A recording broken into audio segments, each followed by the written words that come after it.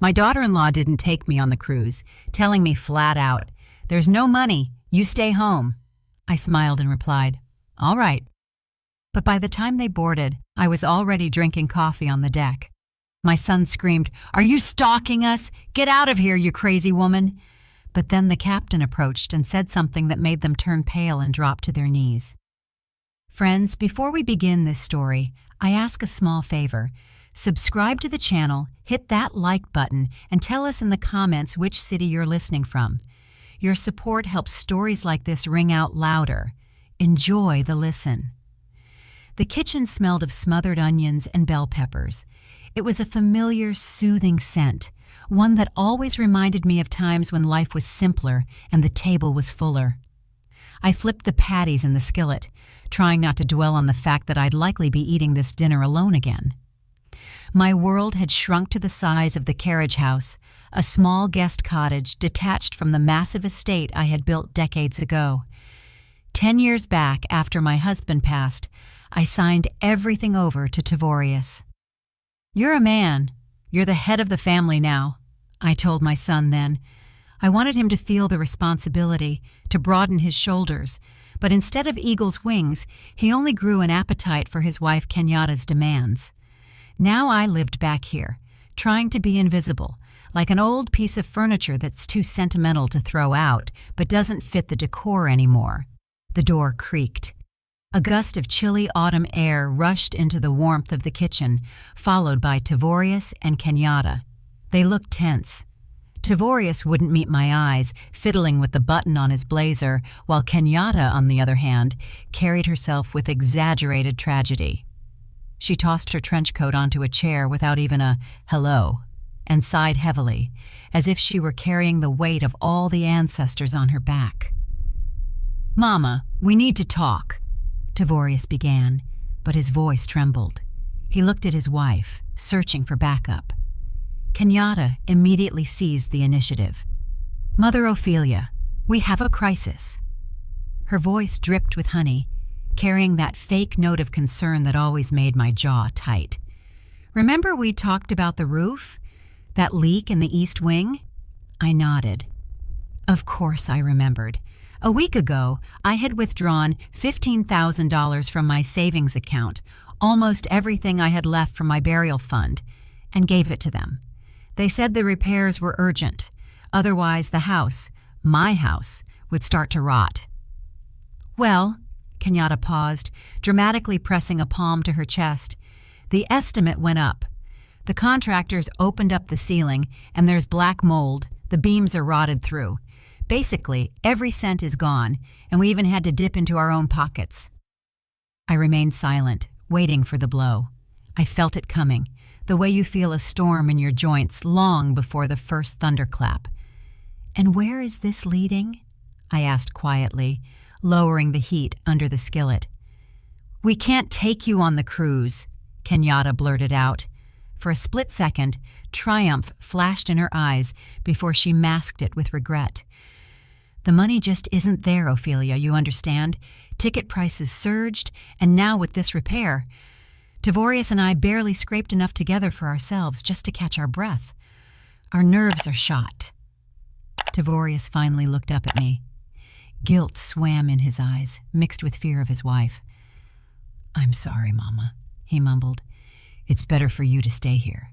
You can keep an eye on the workers, watch the garden, and we'll bring you back a souvenir." "Yes, guard the house," Kenyatta chimed in. Her lips curled into a pouty, aggrieved grimace. "Someone has to maintain order while we pinch pennies on this trip." I looked at her and felt a strange emptiness. There was no resentment, no anger, just a cold clarity. My gaze slid to her wrist. Kenyatta adjusted her hair, and the sleeve of her deep mahogany blouse slid down. On her wrist, a bracelet sparkled, a thin strand of white gold paved with diamonds, a tennis bracelet. I knew that design. I knew the jeweler. I knew the price. That wasn't costume jewelry. That was a piece costing at least 3 times the repairs she had just been singing the blues about. She noticed my stare and quickly yanked her sleeve down, but it was too late. "All right," I said, My voice was steady. Even to me, it sounded unexpectedly calm. If there's no money, there's no money. You two go. Rest. I'll watch the house. They exchanged glances. They expected tears, guilt trips, begging. My composure threw them off, but relief outweighed their suspicion. That's settled then. Kenyatta jumped up, instantly forgetting the tragedy act. We need to rush and pack. We leave early tomorrow morning. Don't offer us the food. We're fasting before the trip. They left, leaving me in the silence of the cooling kitchen. I spent the evening doing my usual chores, washed the dishes, wiped the table. The darkness outside thickened, turning the garden into a black and white photograph. Closer to midnight, I gathered the trash to take it out to the bins by the main gate. It was crisp outside. The wind tumbled dry leaves down the driveway. I approached the large dumpster used by the residents of the main house, my son and his wife. The lid was propped open. Tavorius must have thrown something out in a hurry before bed. The wind caught a crumpled ball of paper falling from the bin and rolled it to my feet. I bent down and picked it up. It was heavy paper, crushed into a careless sphere. I wanted to just toss it back, but something, maybe the quality of the paper, too thick for a grocery store receipt, made me pause. I smoothed out the sheet. The street lamp overhead was dim, but the letters and numbers were distinct. It was an invoice from Apex Voyages.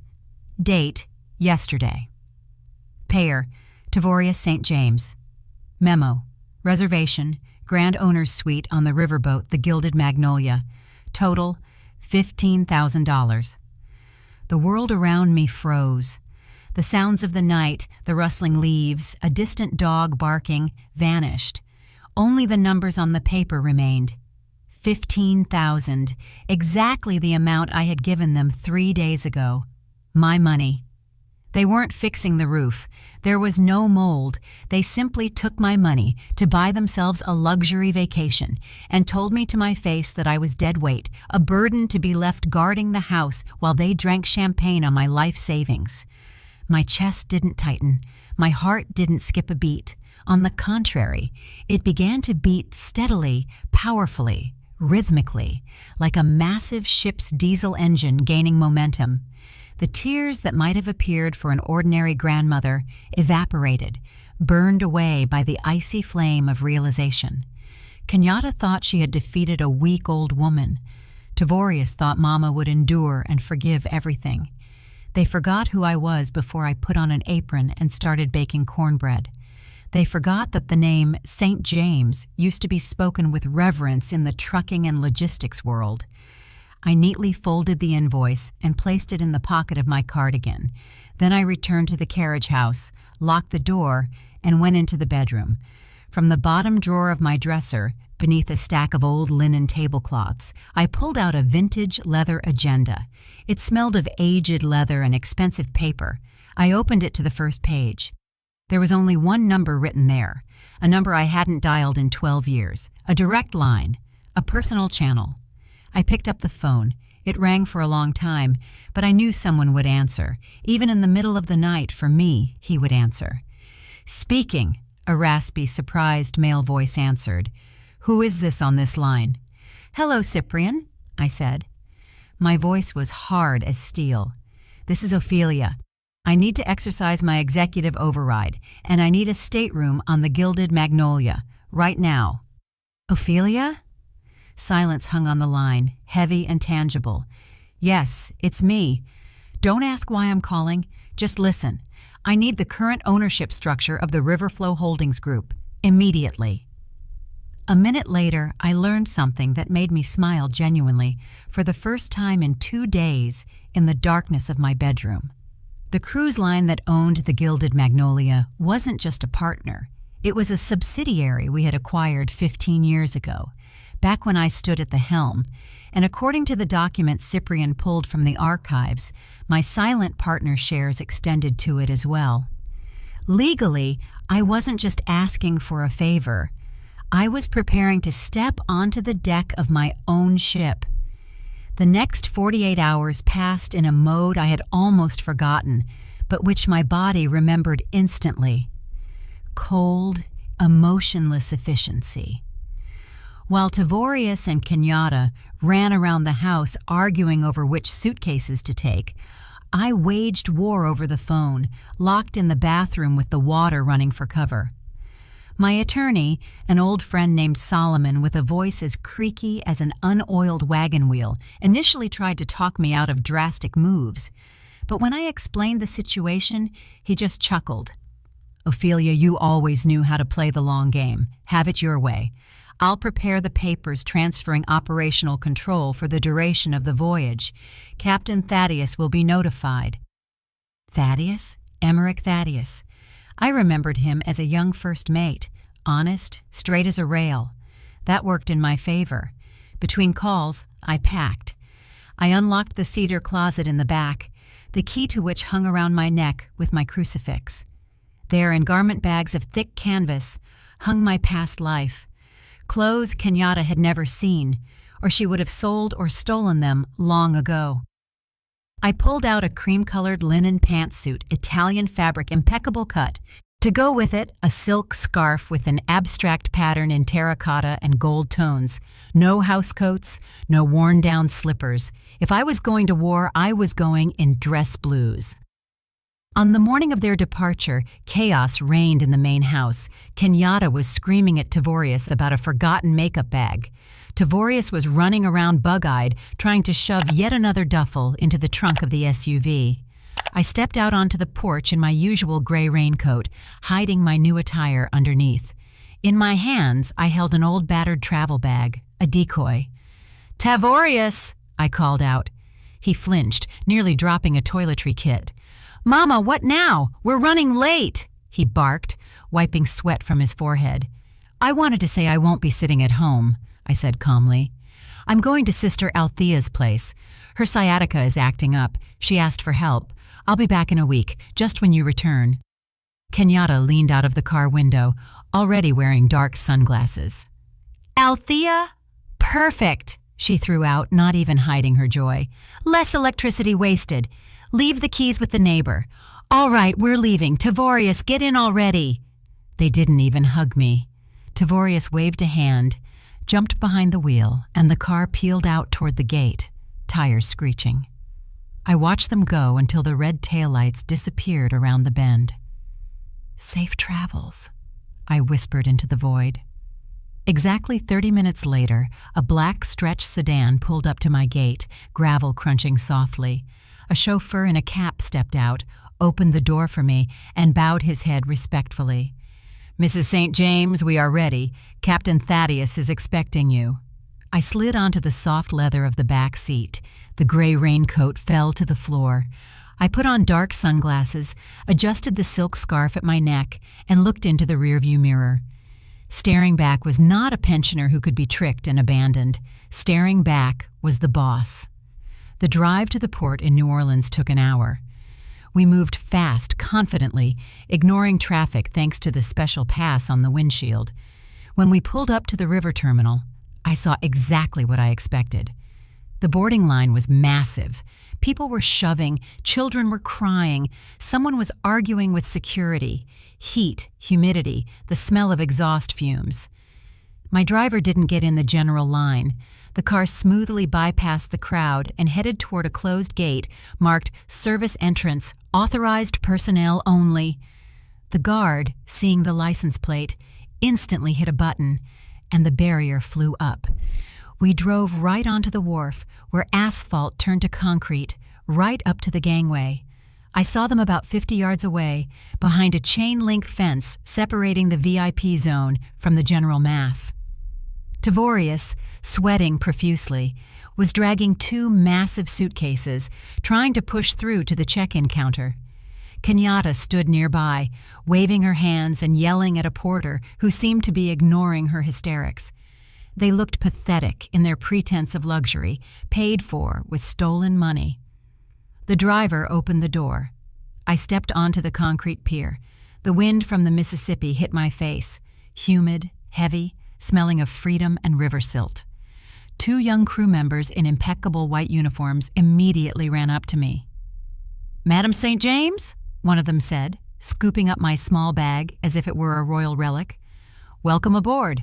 The captain has ordered your luggage to be taken to the owner's suite immediately. Please follow us." I adjusted my glasses, and without looking back at the fence where my son and daughter-in-law were fighting for a place in the sun, I stepped onto the gangway.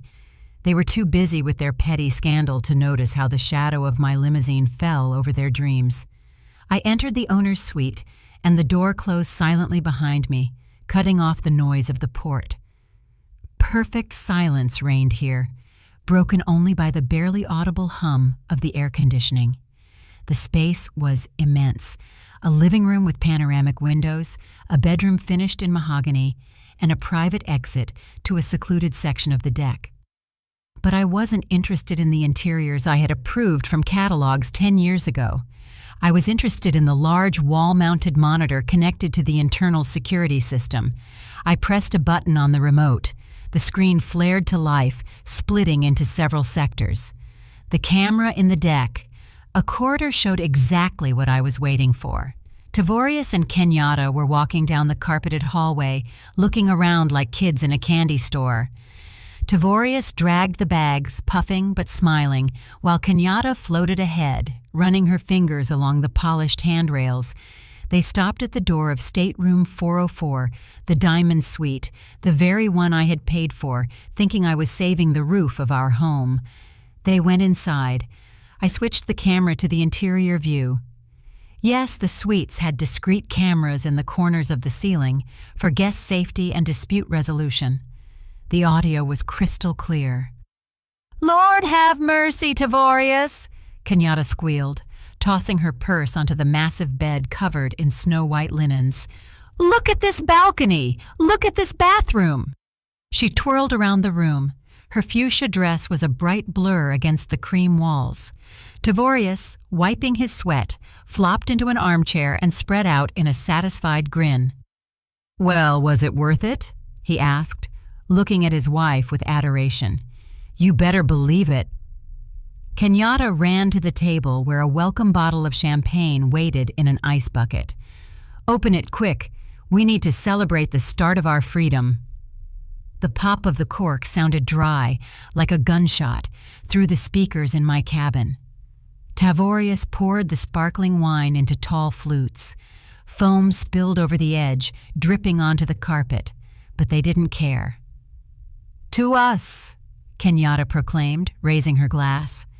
"And to finally breaking out of that crypt." They clinked glasses. Tavorius took a big gulp and chuckled. "Listen, I felt a little awkward when we left. Mama was just standing there with that old grocery bag." Kenyatta snorted, her face twisting into a scornful grimace. She set her glass down and hunched over, shuffling her feet, mimicking a shaky walk. Her voice changed, becoming scratchy and pitiful, a caricature of my voice, though I never spoke that way. "Oh, children, you go on. I'll stay here with the cats, guard the house, save a penny," she mumbled, and they both exploded with laughter. "Oh, I can't. She's so naive, Tavorius. No money." She swallowed it and didn't even choke. "The old heifer believes anything we say, as long as we don't bother her." "She's probably sitting there right now, drinking her empty tea and thinking, 'Poor us,'" Tavorius added, pouring himself more. "Well, it's fine. Let her guard. Fresh air is good for her, and we are royalty." I stared at the screen without blinking. In my hand was a cup of hot coffee, and it wasn't trembling. I felt no pain, only disgust, as if watching roaches that had gotten into the sugar bowl. They felt untouchable. They thought the world belonged to them. "All right, enough about sad things." Kenyatta downed her champagne in one gulp. "Let's go. I want to see the restaurant. They say the chef is from France, and we need to put the staff in their place immediately. Otherwise, they like to slack off with tourists." They left the cabin, slamming the door. I saw in the hallway how Kenyatta snapped her fingers under the nose of a passing maid, demanding she move her cart out of the way. I picked up the internal phone and dialed a short number. "Captain?" I said. "Yes, Madam St. James." Emmerich's voice was crisp, military. "The guests from 404 have left the cabin. Initiate Phase 2. Pack their things neatly, but without extra reverence, and block their key cards." "It will be done. The keys for the new assignment are ready." I leaned back in my chair. The show was starting. An hour passed. The sun began to dip toward sunset, painting the Mississippi waters in gold. The gilded magnolia blew its horn and smoothly departed from the wharf. Tavorius and Kenyatta were, judging by the cameras, terrorizing a bartender on the middle deck, demanding he remake cocktails that, in their opinion, had too much ice. When they returned, flushed and pleased with themselves, to the doors of their suite to dress for dinner, I turned the sound back on. Tavorius casually tapped his card against the lock. The indicator blinked red. He frowned, wiped the card on his blazer sleeve, and tapped it again. Red. "What are you digging around for?" Kenyatta asked impatiently. "I need to use the bathroom." "Yeah, it demagnetized or something," Tavorius grumbled, starting to get nervous. He jerked the handle. The door was locked tight. At that moment, a senior steward, a young man with perfect posture and a stone face, appeared from around the corner as if by accident. "Problems, folks?" "Your stupid card isn't working," Kenyatta barked. "Open the door for us immediately. Our things are in there." The steward smiled politely, but his eyes remained cold. He pulled out a tablet, checked the data, and shook his head. "I apologize, Mrs. St. James. There was an administrative error during booking. You see, this suite is reserved under a priority shareholder list. An asset reallocation occurred." "What?" Tavorius's eyes bugged out. "What assets?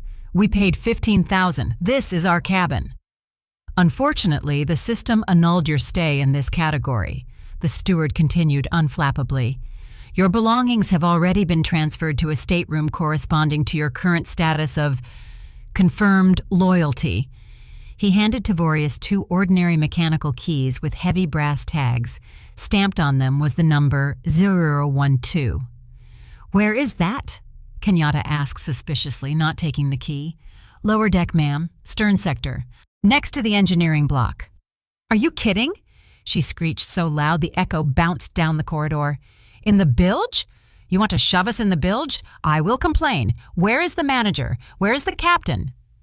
"The administration office is located on the sun deck in the VIP zone," the steward replied calmly, pointing to the stairs.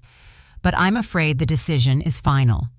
Kenyatta snatched the keys from the steward's hand and threw them at Tavorius. "Let's go," she hissed, grabbing her husband by the elbow. "We are going to tear this 2-bit operation apart. I will sue them. They will be crawling on their knees." They spun around and, stomping like elephants, ran toward the stairs leading to the upper deck, where, sitting in a soft armchair, enjoying the sunset and the silence, I was waiting for them. I adjusted my glasses, opened a volume of French poetry, and took a sip of espresso. Steps on the stairs grew louder. Rage was approaching to crash against the cliffs of my reality. The door to the VIP sun deck flew open with such force it sounded like it was breached by a battering ram. The slam of metal against the magnetic stop made the gulls lazily circling the stern scatter in fear. I didn't even flinch, just carefully turned a page, enjoying the rustle of thick paper, and brought the porcelain cup to my lips. "Where is this damn manager?" Kenyatta's shrill voice sliced through the river air, destroying the harmony of wind and waves. "I demand someone come out here immediately. We paid money," Tavorius echoed, out of breath from the run. "You have no right to put us in a doghouse." They burst onto the deck, ready to smash and break. Their eyes feverishly searched for a victim, someone in a uniform to vomit their poison onto. But the deck was empty. Only me, sitting at the center table under a canvas awning, and a waiter frozen at a respectful distance with a silver coffee pot. They froze. At first, they only saw a silhouette. A woman in an impeccable white linen suit, a wide-brimmed hat, and huge dark glasses hiding half her face. a woman radiating peace and that specific lazy confidence that only comes from very old money. Kenyatta took a step forward, opening her mouth to keep screaming, but the words stuck in her throat. She squinted. I slowly removed my glasses and looked at them. The silence hanging over the deck was louder than any scream. Mama? Tavorius exhaled. His face stretched, his jaw dropped, making him look like a foolish fish thrown onto the bank. Kenyatta paled, then turned red, spots of anger blooming on her neck. "You?" she shrieked, and in that sound there was as much disbelief as rage. "What are you doing here?" I neatly placed the glasses on the table next to the book and checked my watch. "Drinking coffee, Kenyatta, and enjoying the view, until you came and ruined it with your shouting." Tavorius stepped toward me, clenching his fists. His fear shifted to aggression, the defensive reaction of a weak man backed into a corner by his own delusions. "Are you stalking us?" he yelled, spitting slightly. "Have you completely lost your mind, old woman? Get out of here, you crazy stalker. How did you even get here? On whose dime?" "It's our money." The realization hit Kenyatta. She flew to the table, her eyes burned with a fanatical gleam. "You stole our money. You didn't pay for the repair. You bought a ticket to ruin our vacation." "It was my money, Kenyatta," I replied calmly, not raising my voice. "The money I saved for years, which you two stole from me under the guise of rotten beams." "You witch!" Kenyatta lost the remnants of her self-control. She lunged across the table, trying to grab me by the lapel of my jacket to shake me out of the chair. "Get out of here! Security! Throw this pauper out!" Her fingers with long, sharp nails almost touched the fabric of my suit when a voice, like a ship's horn, shook the air. "Remove your hands!" It wasn't a shout. It was a command given in a tone that allowed no second of delay. Kenyatta recoiled as if shocked by electricity. Tavorius tucked his head into his shoulders. From the doors of the bridge, Captain Emmerich Thaddeus emerged. In his dress uniform, with gold stripes on the sleeves and a peaked cap, he looked like a cliff face. Behind him stood two burly security officers. Thaddeus walked past the frozen Tavorius without even looking at him and stood between me and Kenyatta. His shadow covered my daughter-in-law completely.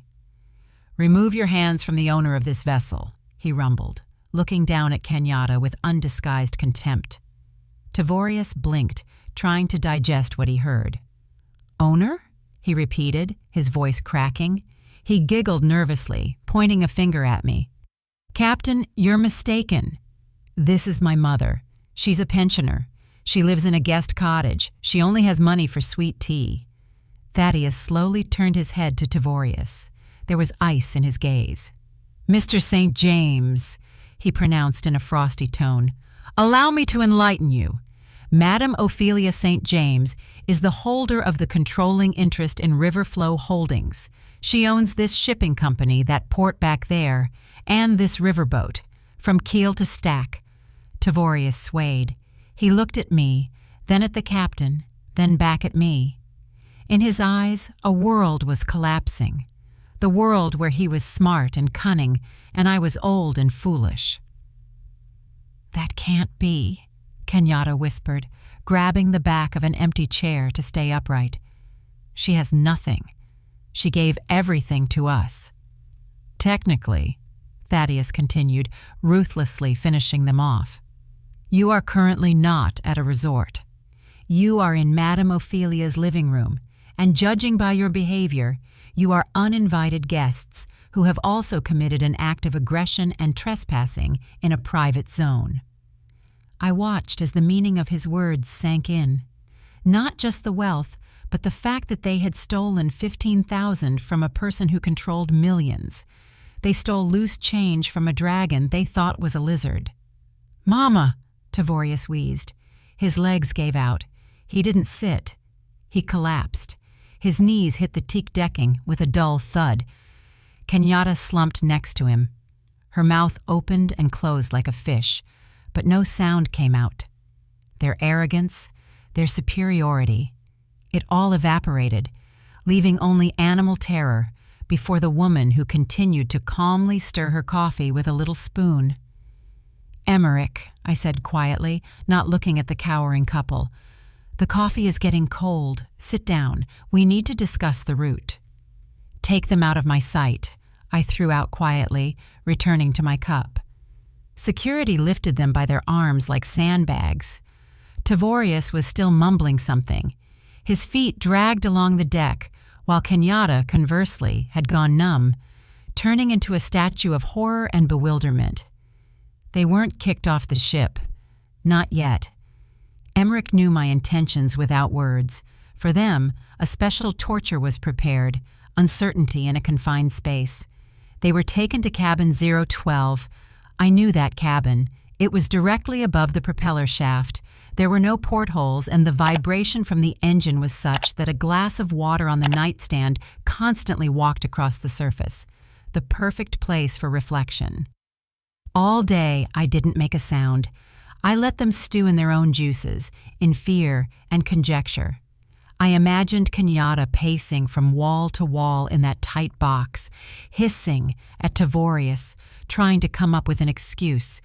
"It was a loan. We just borrowed it. We would have paid it back. She's a mother. She'll forgive." Surely, she kept repeating. They hoped that my maternal heart, which they had trampled for so many years, would show weakness again. By 8:00 p.m., I sent a steward to them. He delivered an envelope of thick cream paper with gold embossing, an invitation to dinner, private dining room, the Romanoff. 8:30 p.m. I arrived early. The room was small, intimate, designed for high-level business negotiations. Walls paneled in oak, dim sconce lighting, heavy velvet drapes the color of dark emerald. I sat at the head of the table. Before me was a dish of baked trout and a glass of dry Riesling. Exactly at 8:30, the doors opened. They walked in hesitantly. Kenyatta had managed to change into a black cocktail dress. Apparently, she decided a mournful look would score pity points. Tavorius was in the same blazer, crumpled and pathetic. They looked like schoolchildren called to the principal's office, but hope still flickered in their eyes. Hope that I had played boss, and now we would make up. "Mama," Tavorius began, taking a cautious step toward the table. "We are so glad that we can talk calmly. Sit." I pointed to the two chairs opposite me. They sat. Kenyatta immediately pasted a smile on her face, though the corners of her lips trembled. "Mother Ophelia," she cooed, nervously tearing at a napkin. "What a terrible misunderstanding today. We were so shocked. You understand, nerves, this renovation. We just wanted what was best. We just didn't want to worry you with our problems." I continued silently cutting a piece of fish.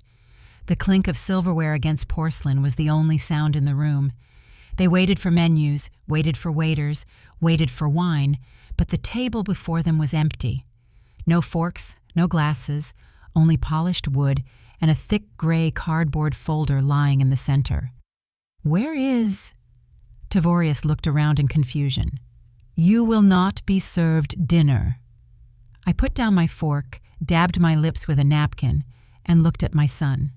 There was no warmth in that look, only fatigue. "Have you eaten, Tavorius?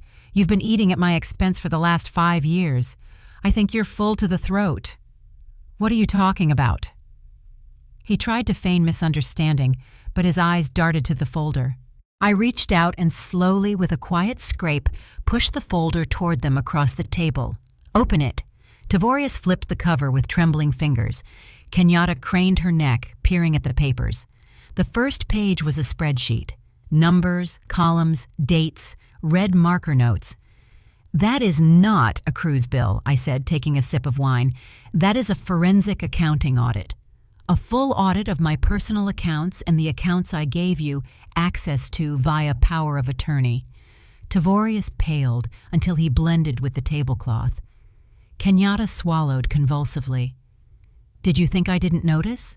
My voice was quiet, but every word fell like a stone. Receipt for hypertension medication, $400, but withdrawn from the card, $1,500. Mama, prices went up. The pharmacy is expensive. But in reality, the difference went to Kenyatta's manicures.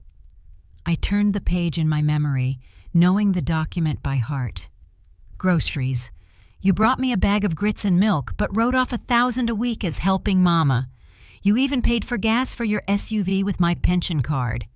Tavorius, it's a mistake, my son wheezed, but didn't dare raise his eyes. And now the roof repair, I continued ruthlessly.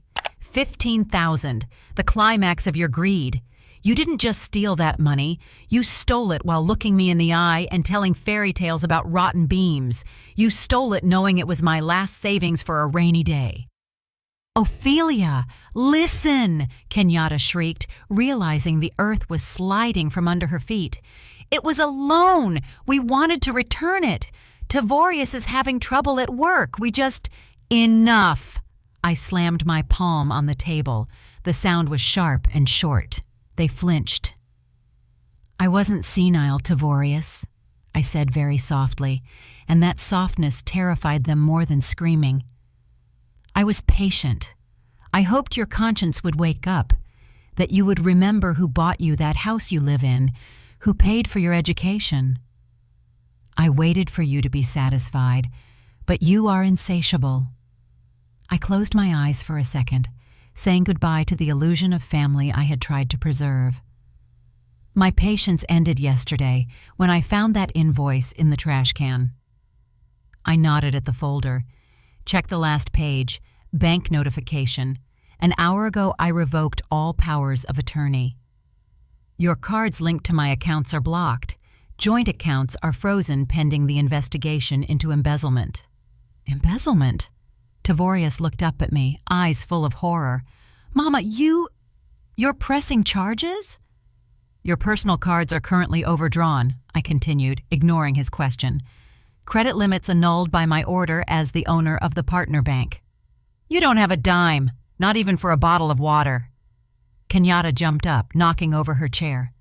You can't do this. We are your family. We are here in the middle of the river. How will we live? How would you live without me?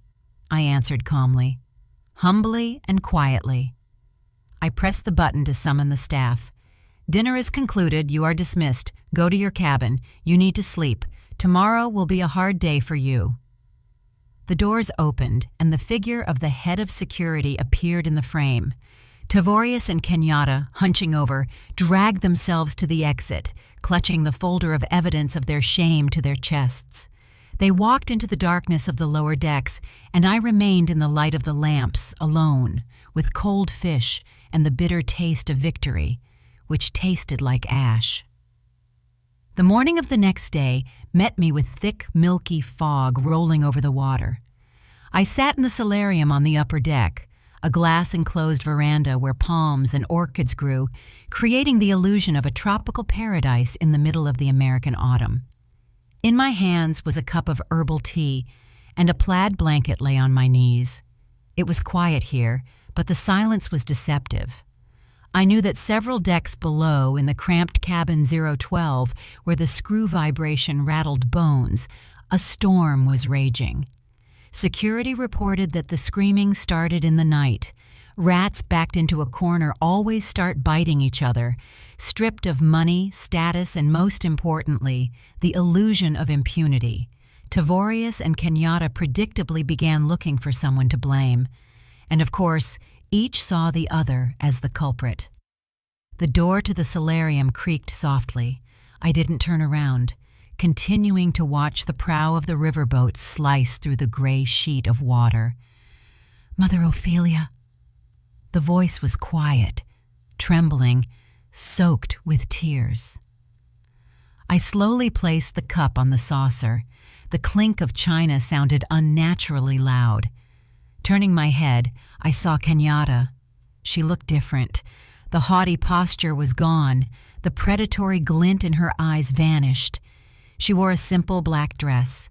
Her hair was messily gathered in a bun, and her face was untouched by makeup, which only highlighted her red, swollen eyes.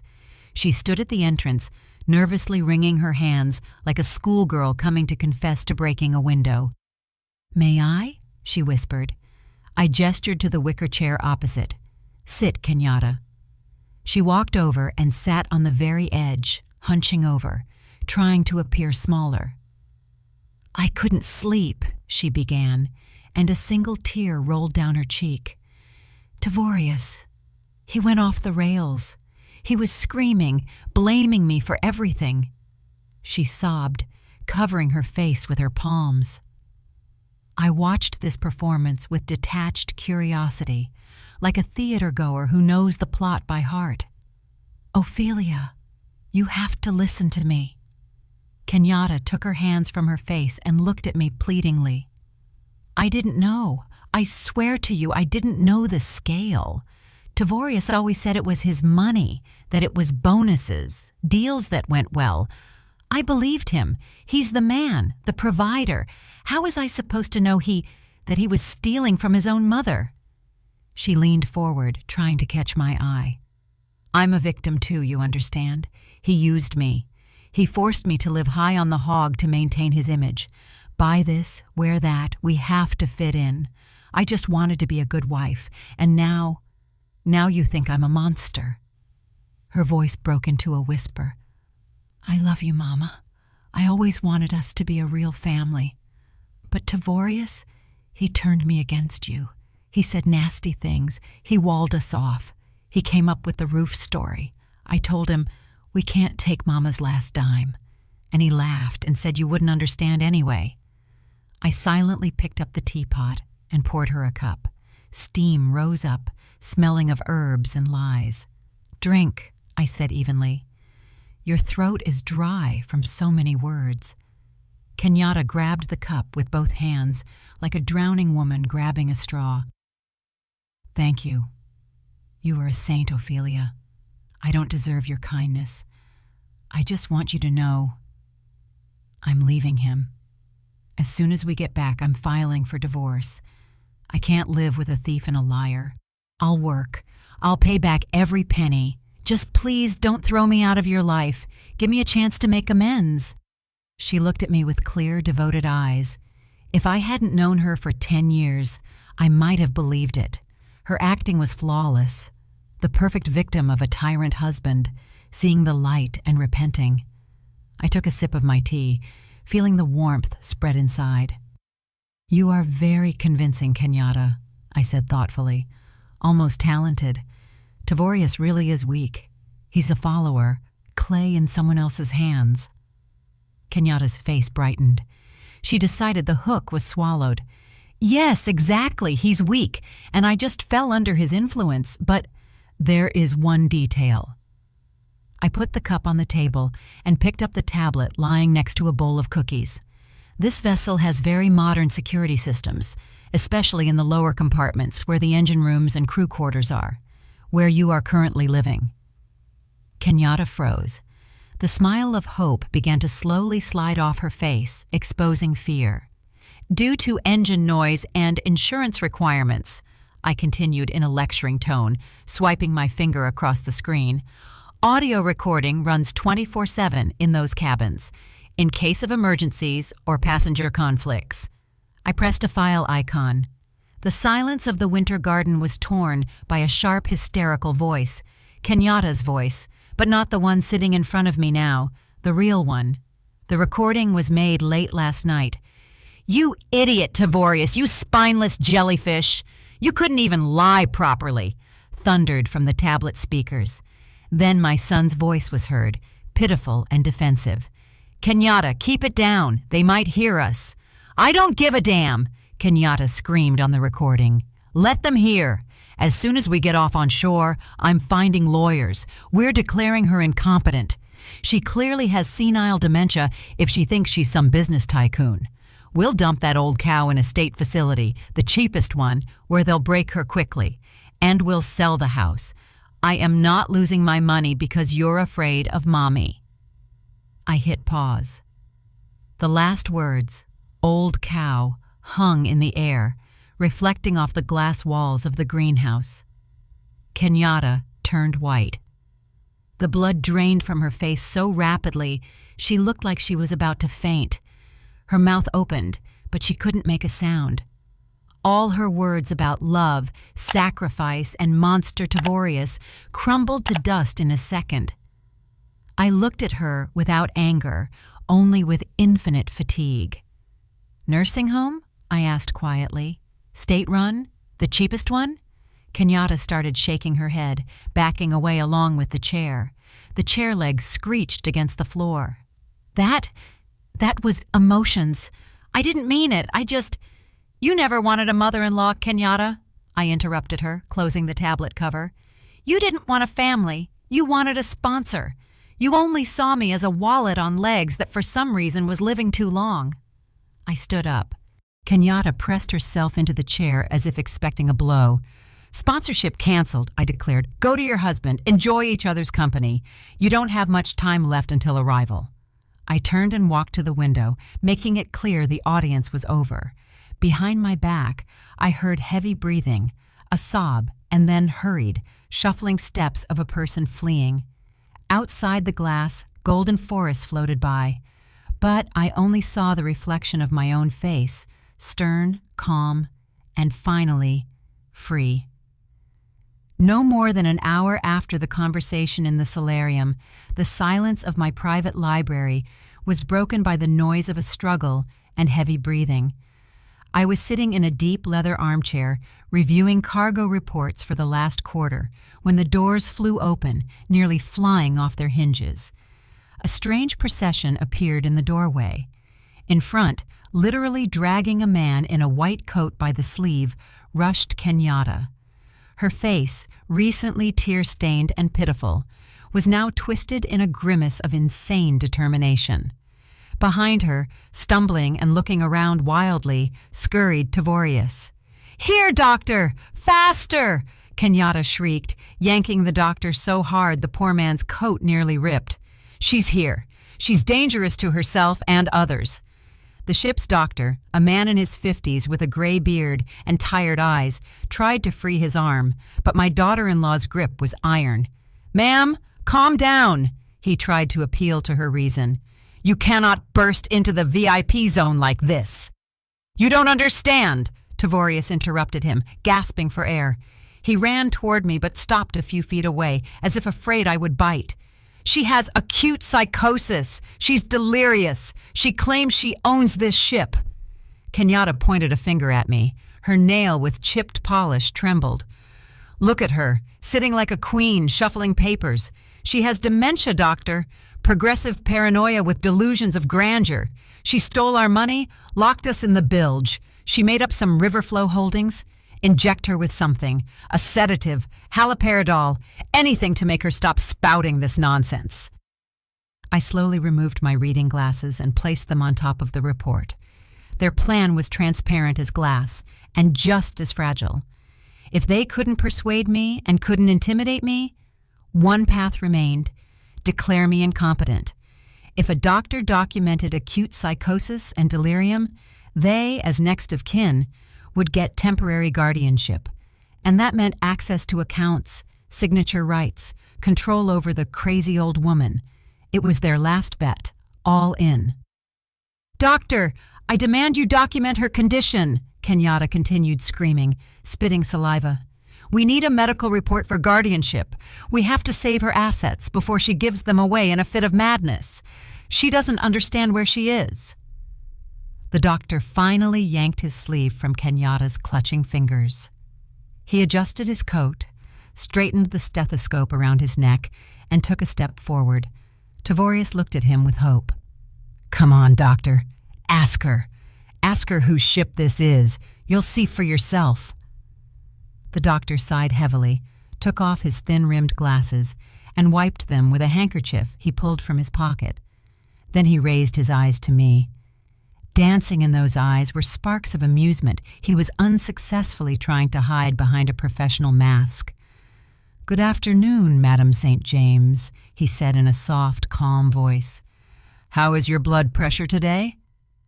"The morning pill helped." Ringing silence fell in the room. Kenyatta froze with her mouth open. Tavorius blinked as if slapped by an invisible hand.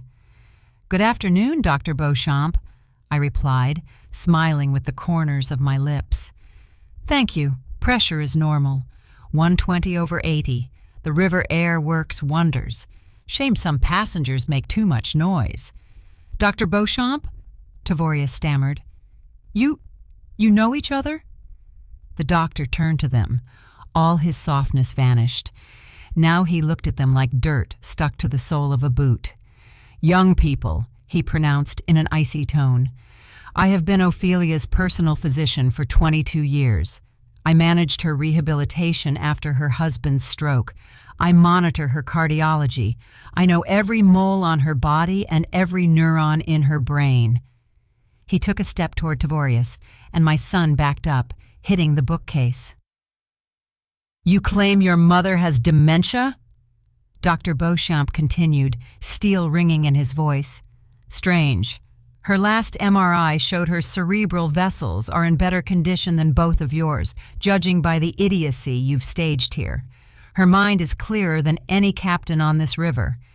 But your hysteria suggests a need for a psychiatric evaluation. But for you." Kenyatta grabbed her head, sliding down the doorframe. "But we didn't know," she whispered. "How?" "You didn't know," I interrupted her, not getting up from the chair, "because you didn't care. For 20 years, Dr. Beauchamp came to our house once a month. Did you ever ask whose car was at the gate? Did you ever ask what medicine I take? No, you only saw yourselves." Dr. Beauchamp pulled a notepad from his chest pocket, quickly wrote something, tore out the sheet, and handed it to Tavorius. "What is this?" the son asked dully, looking at the paper. "That is a bill," the doctor explained graciously, "for a false emergency call of a senior specialist after hours for an unplanned consultation on mental health assessment. The patient's mental health is deemed perfect. My time, however, is expensive." Tavorius looked at the number. His face turned gray. $500, he exhaled. "We have no money. The cards are blocked." "That is not my problem." Dr. Beauchamp shrugged, turning his back to them. "The bill will be attached to your cabin debt. If you don't pay before arrival at the port, you'll be explaining it to the police on shore. Good day." He winked at me and walked out of the library, quietly closing the door behind him. I was left alone with them, two broken figures amidst the luxury they so craved, but which had rejected them. "Leave," I said, putting my glasses back on and returning to the report, "and close the door from the other side." Tavorius pulled Kenyatta by the hand. She walked like a zombie, staring unseeingly ahead. They left. The click of the lock sounded like the final nail in the lid of their coffin. They had lost everything, even what they never really had. I looked out the window. The shore was approaching, ancient cypress trees and an old weathered landing, the end point of their route and the beginning of mine. The riverboat shuddered through its whole frame and stopped, bumping dully against the rubber bumpers of the dock.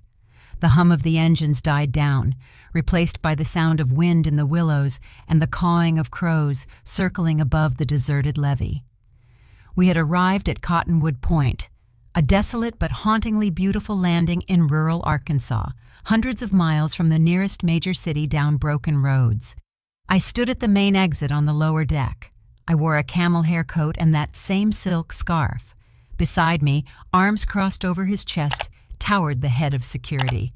Tavorius and Kenyatta appeared in the hallway a minute later. They looked pathetic, rumpled, dark circles under their eyes, twitchy. Seeing me, Tavorius beamed for a second. Hope flashed in his eyes, the stupid, naive hope of a child who believes that after time out in the corner, Mama will definitely give him a candy. "Mama," he smiled uncertainly. "We're here. Is this an excursion? You decided to forgive us and take us to see the old cotton fields? They say the history here is powerful." Kenyatta was silent, looking warily at the open gangway hatch.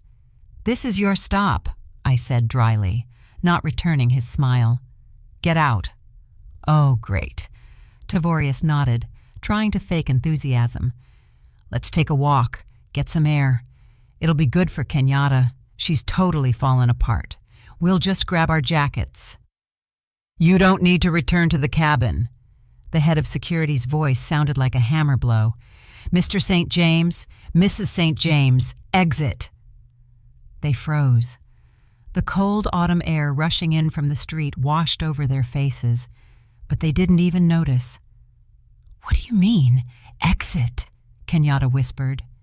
I nodded at the open gangway. Go. You are expected. Nudged by the heavy gaze of security, they stepped onto the metal grating of the gangway. They descended slowly, uncertainly, looking back as if expecting me to laugh and say it was a joke.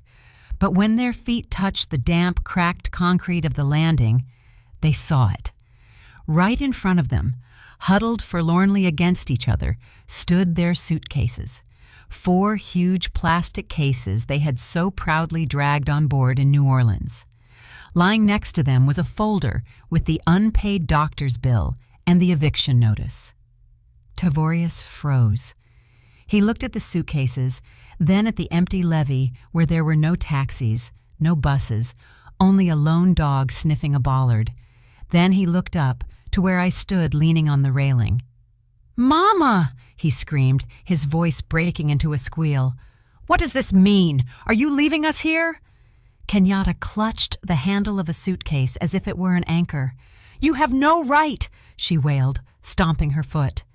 "This is the middle of nowhere. We have no money. The cards are blocked. How will we get home? It's 500 miles. I looked down at them. From this height, they seemed very small, not formidable predators poisoning my life, but petty, bustling insects. The wind whipped my hair, but I wasn't cold. For the first time in years, I was warm. You told me before leaving, no money, stay home.